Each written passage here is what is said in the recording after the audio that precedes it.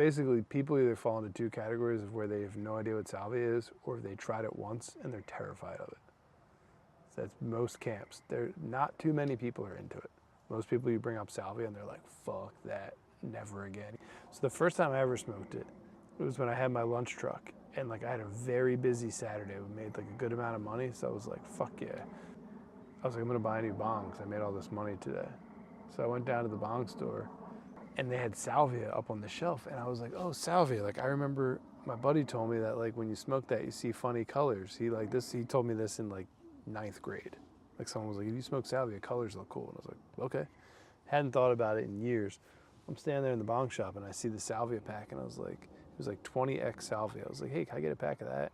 And it was like a little guy at the bong shop. He like laughed and was like, have you ever smoked it? And I was like, no. And he just laughed and was like, be careful. I was like, all right, whatever. I was like, it's legal. They sell it. It's probably, you know, I didn't think it would do anything. So I got home, and at the time I was like living on the 3rd floor of the house that we were living in, but there used to be 3 bedrooms up there. So like Matt was in the front bedroom.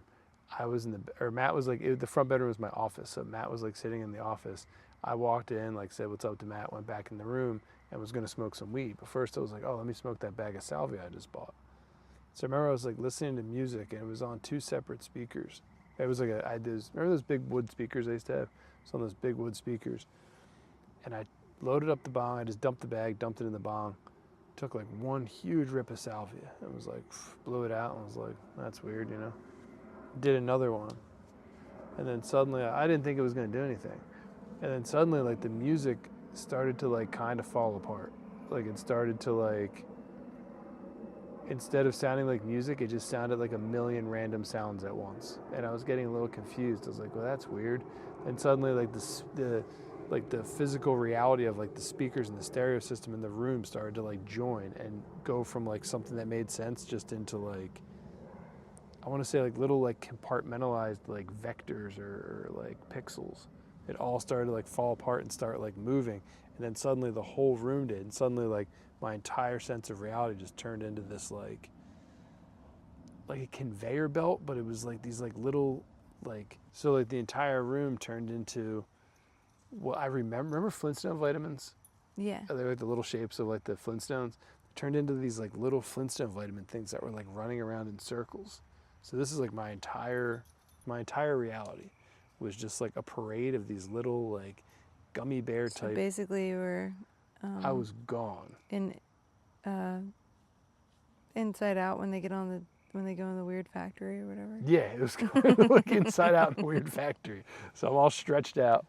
I'm like, and then suddenly like Matt walks in the room, and I was like kind of starting to come out at this point, but like all I knew is that Matt had entered.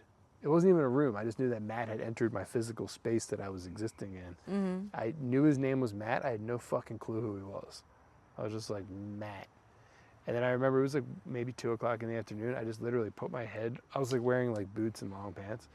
I remember I just like laid my head sideways and was like, hey Matt, I was thinking about going to bed. Can you get out of my room? And he was like, okay, dude. And he just left. And then it wore off after about 5 more minutes. And I remember just being like, wow, that was insane. So I was like, I'm going to try that again. I remember I went downstairs and like told everyone. They were just like, dude, fuck off with that. Like, that sounds like hell. But I was like, I got to figure out what this does. So for over the next like couple months, I still had this bag of it. I would smoke it every like other Saturday night, prepared for what would happen. And it just kept getting weirder and weirder. And like, I remember one time I smoked it and I had like a little box I used to keep my weed in. But I had the salvia bag in there too, and I like poured some in the bong, took a bong hit of it, and then fell into the box.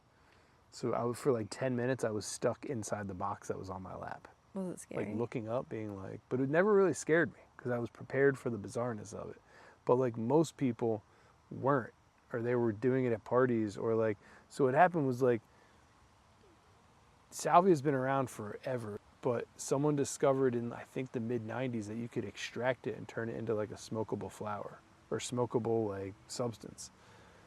So it kind of just like skipped through everything and went right to head shops, and like the public was just given this insane fast-acting psychedelic where no one had any concept of like dosage what it did, how people did it. So kids would just kind of like smoke it at parties just to like watch other people freak out.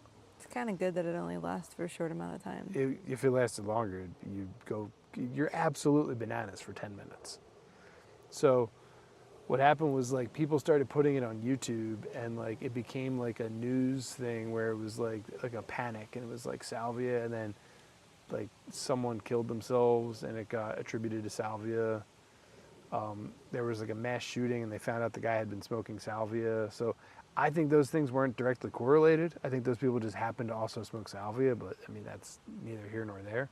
But anyway, so I just kind of forgot about it. I was like, this is just like a goofy party thing. And like, Well, until I feel like it's kind of like stuff like that. Like you could relate it to drinking. Like some people shouldn't drink, and some people do fine with drinking. It's like some people shouldn't take salvia. But it's not even like that. It's so bizarre that like it's almost like it wasn't meant to ever be smoked in those doses.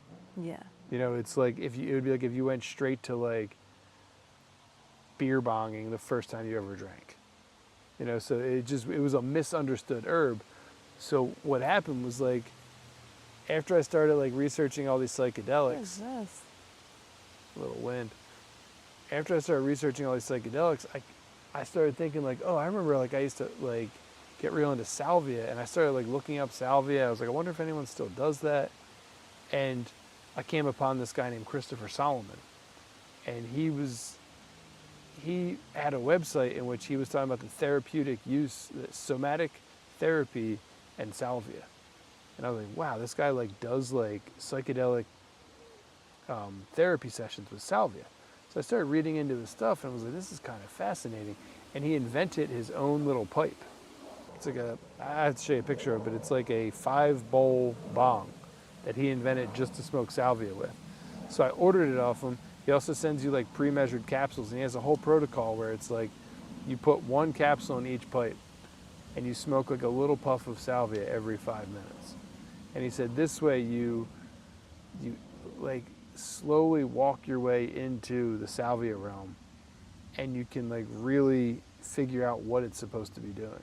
Another cool thing about salvia is, unlike most psychedelics, salvia works on kappa opioid receptors.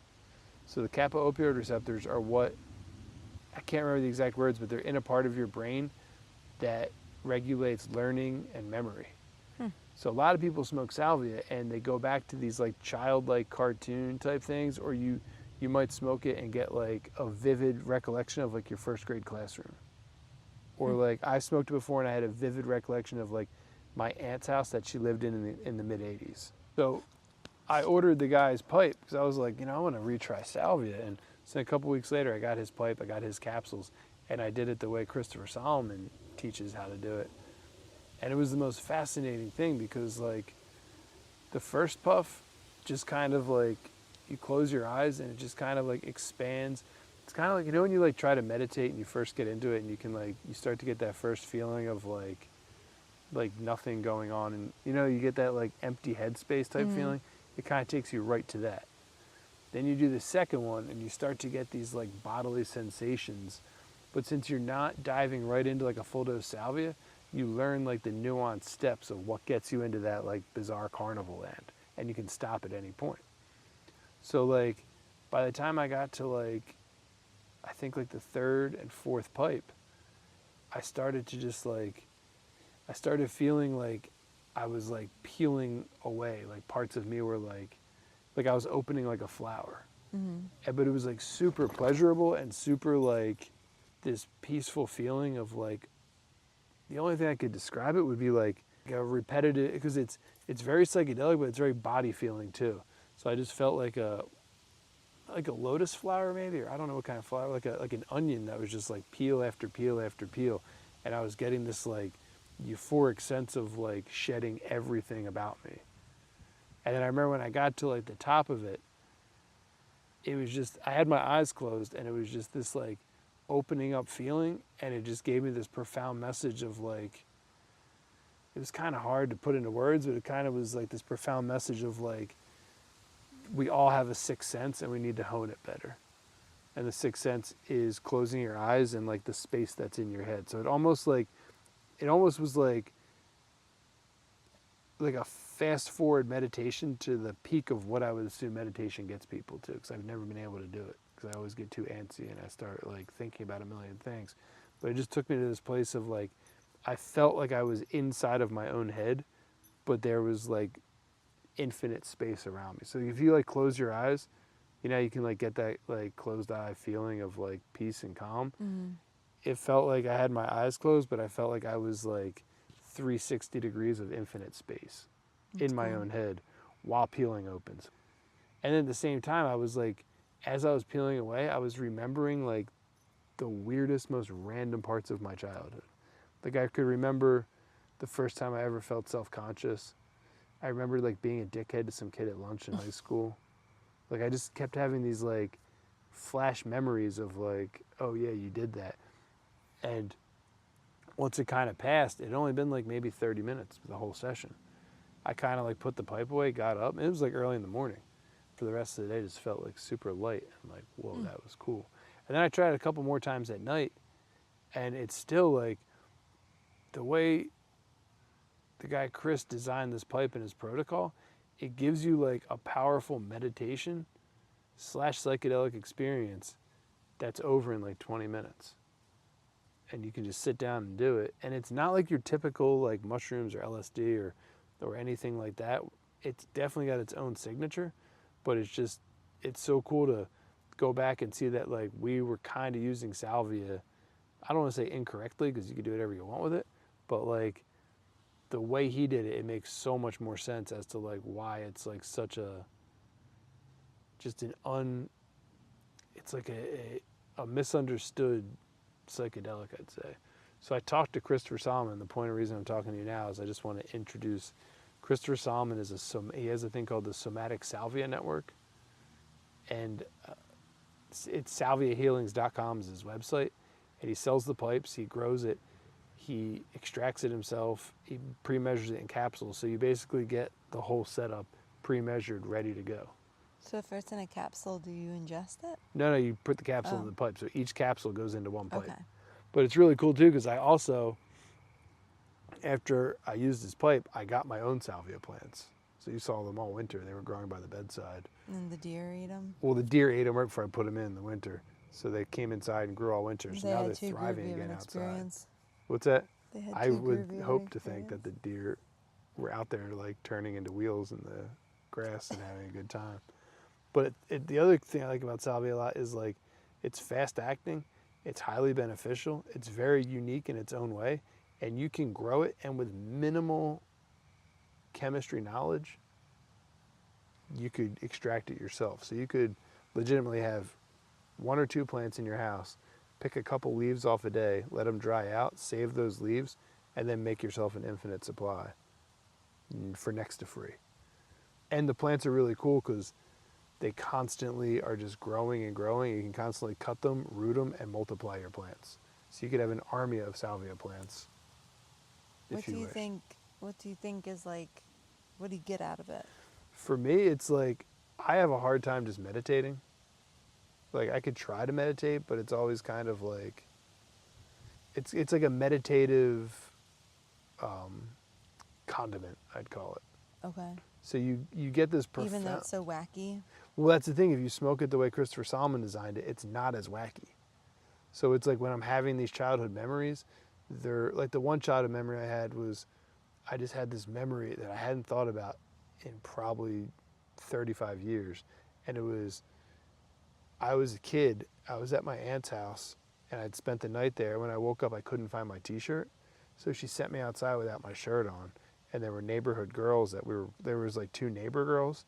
And I remember being like, I don't want those girls to see me without a shirt on because I don't like the way my body looks. Right? But then when I thought about it, I was like, that was my first ever self-conscious memory. Whereas like before that moment, I would have went out there naked. But like for some reason that day, I was like, I don't want them to see me because like I don't look a certain way. And then like since that point, I don't know if it's just me, but everyone has like self-conscious thoughts from then on out where they're like, you just think you're not good enough, or you know what I mean? Like at some point you're like, you have a negative. I think that was literally like the beginning of my negative self-talk track in my brain. So That it's makes like, sense. it's just so bizarre that like you smoke a little bit of this plant and it activates that exact memory, which I literally have never thought about. That's weird. I've never once thought about that day. I remembered the girl's name that lived next door, what she looked like. Like, it all came back to me in a flash. It's crazy that all those memories are They're just in our in heads. there. So, or like I remembered, But they're like deep in some file that we don't who the fuck knows? access. But those files are like, and the other thing I remembered was being a dickhead to some kid at lunch one time. And I can't even remember what I said to him now. But like, in the moment, I had this like memory of like his reaction to me saying something mean to him and everyone laughing and being like, damn, that wasn't very nice. And I've never thought about it. Like, it was just some dumb shit in high school, and that's what we did all day in the lunchroom. But I just had like one specific memory of like saying something and some kid's feelings getting hurt, and I remember seeing his face and being like, that wasn't funny, that was mean.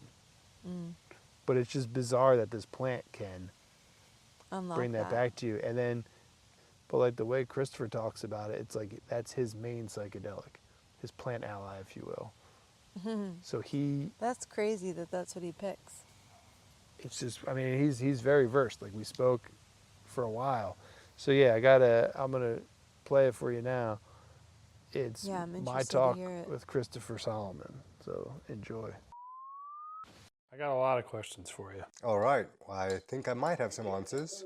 I was fascinated by like that pipe you created and all the stuff you were saying about like the somatic aspects of salvia and just like because I feel like salvia got such a bad name to the point where like 90% of people I talk to, I'm like, have you ever smoked salvia? Like they don't want to talk about it. They don't ever want to see it again. They're just like, absolutely not. Like, And they almost don't even want to talk to you anymore. They're like, if you enjoy that thing, there must be something wrong with you. You know, one of the largest components of my educational aspect with salvia is to introduce people to salvia in such a way that they do learn that it can be something that can be surprisingly gentle and nourishing, supportive, and actually sometimes euphoric. when I smoked it out of your pipe the other night, I was like, this is a whole nother ball game. Like, this is something I would introduce to anybody.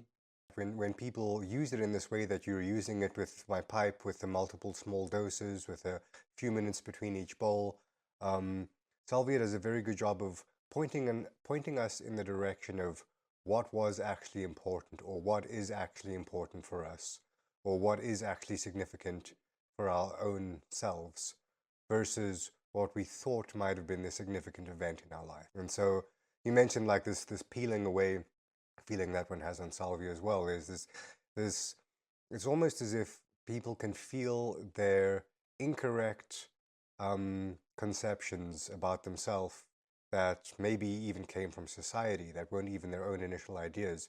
You can feel all that peeling away, and it just takes one to a very true kernel of authenticity that lies deep within.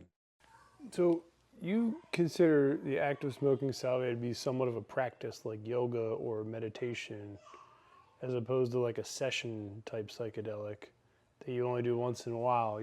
What were you saying about that? So one thing that's kind of interesting is, and people notice this as well as they continue their salvia practice, because I'd say more so than the other psychedelics, salvia is a practice. She kind of invites you to come back time and time again, and it's a very relational plant. So you develop a relationship with it over time. And what I'm noticing is, as people continue to work with salvia over time, their salvia experiences take on a form of intimacy and secrecy, to where people are generally less vocal and share less about their salvia experiences the deeper they go into salvia.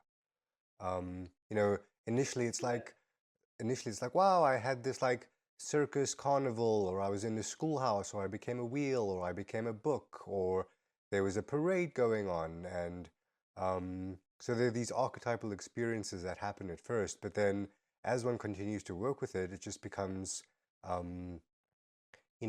oftentimes salvia gives you the message like, hey, this is our secret. And I almost view salvia, one way I've thought about it is, it's almost like the antithesis to social media, because the whole ethos behind social media is share absolutely everything at every second and get approval for it. And salvia is like, hey, don't share anything because you don't need approval for it, and by not sharing it, that's actually what has it retain its power. It was, but the whole time it was so like sensual. I don't know what word to call it. Like if I felt so good and like I felt like I was getting like blanketed. At the same time, everything was unraveling. I felt like I was getting like held too. Yeah, yeah, and that's what makes it so useful for emotional regulation, for trauma work, for people with PTSD or anxiety. You can, there's this sense of being held, cradled, supported. There can also be this sense of like empathetic witnessing that happens with salvia as well, where it's you feel seen and understood, and that in and of itself is a very healing experience. What do you recommend? Do you recommend using music or going silent? Usually silence. I find that noises and music can be quite distracting for many people. It's hit or miss. I've had some experiences on salvia where I was listening to some Vivaldi one time while smoking salvia, and I became the music.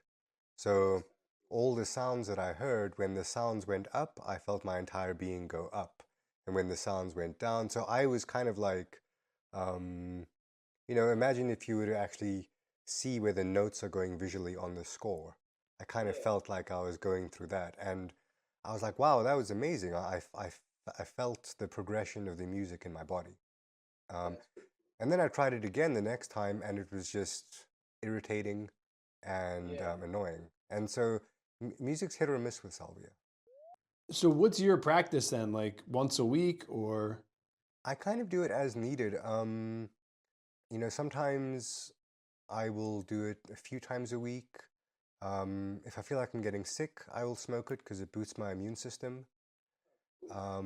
If there's this one case I've spoken about before where I had a close rattlesnake encounter, and it was like in my garden, and I had to buy the tomato bed, and so I had to kill a rattlesnake with a shovel, and I'd never encountered a rattlesnake before, and so it was. well, you just hit it and killed it? Yeah, so what you do is you want to hit it with the flat of the shovel first, and that kind of like disorients it, and then you take the sharp of the shovel and you want to cut its neck off. Damn. And you did this in your garden? Yeah, Oh, wow. and but I was scared. Like I was actually genuinely scared because the thing is, not knowing how they react, knowing that a snake is definitely faster than I am, and I didn't want to like miss with the shovel and then just piss it off and then it bites me.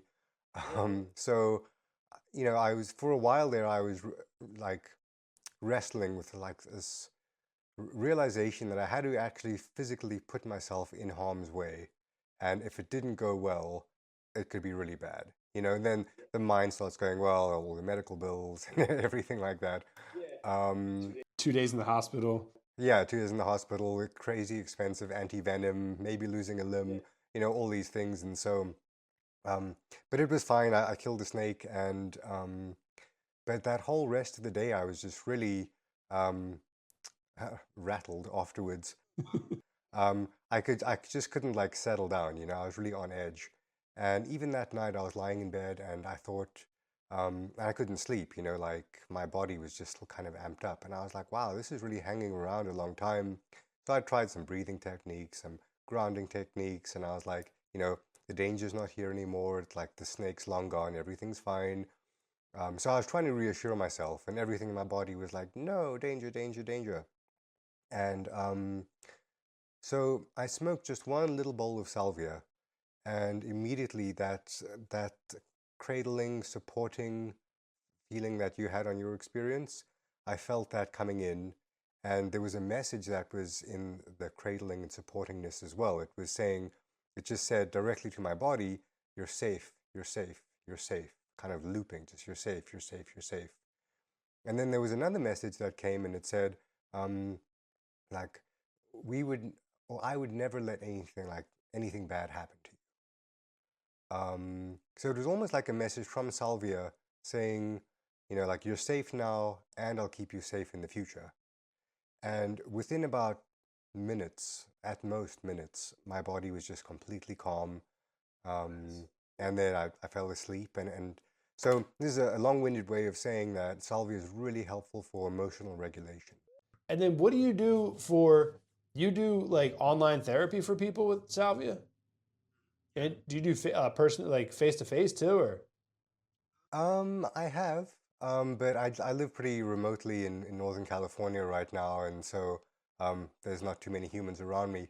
And so, but what I'm noticing as well is the remote, because again, there is this meditative, silent, private part of salvia, an intimate part of salvia. People kind of prefer being in their own space and having me on the other line here with them, but also at the same time, them being in their own space. And so, yeah, so the way that works is, I send the salvia pipe, this 5-volt water pipe, and then I send the salvia in little pre-dosed gel caps as well. And sessions are about 2 hours in length, and smoke 5 bowls over about the course of an hour. And, just go a little bit into the space and out of the space, and a little bit deeper, see what's there, and we come back out, discuss a little bit of analysis, then go back in, and just follow where the journey unfolds. So it's a mix between education, guidance, and then also just allowing the experience to unfold and let you learn what salvia is like while you simultaneously give salvia the space to learn what you're like. And then how did you design that pipe? Yeah, just lots of laying in bed thinking at night, how would this work? And I have a 3D printer, and so I taught myself CAD design and just lots of prototypes and iterations. And so, I mean, this, this part here, it's silicone. So, the jar I buy, and the vinyl tube I buy, and the brass bowls I buy. But then this silicone down stem here I make, and then the bowls, I put them in a special mold, and then I cast this black urethane around it. So I mean, I really didn't intend for this to be a product that I was really going to supply and sell to many people. If anything, it was just, I came upon it because I was noticing that I really enjoyed having multiple small bowls of salvia. And I'd smoke a small bowl, and then I'd want to go a little bit deeper, but it's not wise to be reloading a very potent substance while one might be going into a dissociative state. And also, I was needing to break my concentration to reload the bowls. And so I was sitting there meditating with salvia one time, and the idea came to mind, or hey, it was almost like Salvia was saying to me, like, hey, wouldn't it be cool if there was this pipe with multiple bowls and you could just load them like beforehand? And I was like, that is a pretty good idea. And then it just happens that every single time I smoked salvia, that was the only message that was coming through. It was like build the pipe and then you can come back. Yeah, she was like, hey, wouldn't it be cool if this pipe existed? I'd be like, yeah, it would. And then I'd smoke, a month would go by, I'd smoke a little bit of salvia. Hey, wouldn't it be cool if there was this pipe? And so that's another example of sometimes salvia doesn't give you your entire life's path ahead of you or anything like that. She's just like, do this next thing. Sometimes it's as simple as send this email to this person. Can you grow outdoor year round where you are? No, I have to take them in during the winter because it does get below freezing. And it's legal too. Like it's a couple states it gets choppy, but it's like a federally legal, like you can do it. You can grow it. And like I'm fascinated by like things like this that people can learn about, benefit from, and get into gardening and grow their own and do all this. Like it's just such a perfect candidate. Yeah, I mean, it was salvia that got me involved in like other types of gardening as well, because I was just like, wow, it's really great to grow things, and this is just so nice, and just learning about making compost and making worm castings and all those things. And so, and I think that's generally when I'm working with people, I just do about 2 guided sessions with them, but so just to kind of on-ramp them. But then after that, I'm like, all right, now you can explore on your own. I'm much more of the mindset that one can go deeper with these things if you've been introduced correctly, and you can know where you're coming at it from and just how to approach it. That's cool. Do you have any books or anything, or like have you written on it, or? I have a bunch of pages scattered everywhere with notes, but nothing quite as formal as a book yet. But I really would like to. There's so much information that I have, but it's just making it presentable in a, sellable package or a format, book format. How does the reverse tolerance work in your opinion? If you're practicing regularly, does that carry through for a couple of days, or is that more of like while smoking it, it's in action? No, I've noticed it carries through for even a couple of days. I mean, sometimes even, people smoke once and then they'll wait months and then they'll smoke one more time, and even then they're still more sensitive to it. And so I don't know how much of it is because it's maybe causing neurogenesis of the kappa opioid receptors and there's just more receptors available for it. But I think part of it as well is like a somatic familiarity side to things, to where one's like, when one first smokes salvia, you're like, what am I looking for? Like, what are the signs? What's actually going on here? And then you smoke it again the next time, and there's this sense of familiarity. But yeah, I've noticed as well, if I do it like a couple times in a week, for example, I'll need much less each time. What do you think's the best way to like first to reconvince someone like, no, this is worth trying and we're going to be in a controlled environment? And the second, what's the best like set and setting as far as you're concerned? Best set and setting is a place that I like to say the set and setting that you would set up if you were to want to meditate. Dim room, quiet environment. Quiet and stillness is the biggest thing. I mean, I like to say 5 minutes between bowls just because, for one, there's a lot of benefits at just exploring in these more subtle realms. One doesn't necessarily need to go so far. But also as well, especially when people are getting introduced to it, I like to show them that this is something that you can explore for an extended period of time and have it not be scary, or have it not cross over into that space. And then do you ever put yourself into that full blast salvia realm?